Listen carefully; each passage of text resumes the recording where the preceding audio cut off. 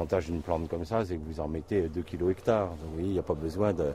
je veux dire, le volume de graines est ridicule. Donc pour l'agriculteur, c'est très facile à stocker et ça ne lui prend pas un gros volume dans son hangar.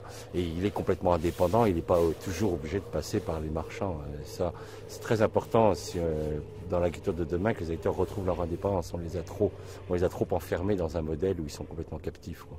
Et il faut qu'ils retrouvent leur liberté. Et ça, ces techniques-là les aident beaucoup dans ce type de démarche. Mais c'est vrai que c'est beaucoup plus complexe. Il faut des agriculteurs très bons sur le plan technique parce qu'il faut connaître la rotation de leur culture plus la rotation des cultures intercalaires. Donc il a 2 rotations emmêlées l'une dans l'autre. Par exemple, il ne faudrait pas derrière ça s'amuser à faire un colza parce que c'est déjà une crucifère. Si vous remettez encore une crucifère, il y aura des maladies. Donc il faut que l'agriculteur chaque fois pense, je mets un couvert, derrière je vais avoir telle culture.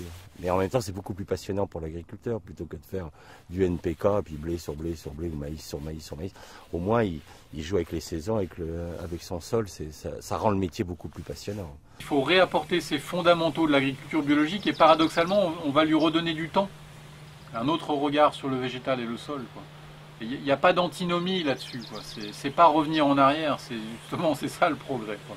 C'est se baser sur ce que la nature a mis en place en termes de coévolution en toutes ces millions d'années, s'appuyer là-dessus pour mettre des produits modernes qui puissent être bien plus efficaces sans générer de pollution et de phénomènes de résistance. Ce qui a manqué dans l'agriculture biologique, c'est vraiment de la recherche.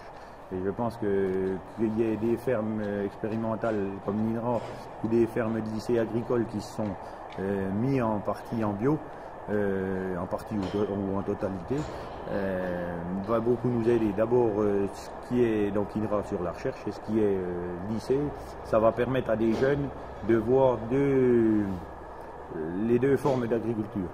Et de le faire au niveau des jeunes, ça sera quand même quelque chose de bien parce qu'il y a trop longtemps qu'ils n'ont que le système conventionnel. On souffre du manque de recherche en viticulture, au même moment en agriculture, je suppose. Et là, c'est dommage parce que quand on voit les sommes astronomiques qui sont mises dans le domaine classique, mais bien sûr par les firmes phytosanitaires, c'est-à-dire par des entreprises privées qui sont mises en jeu pour la recherche, si nos organismes professionnels en dégageaient une petite partie dans toutes les cotisations qu'on verse partout, je pense qu'on pourra avancer efficacement.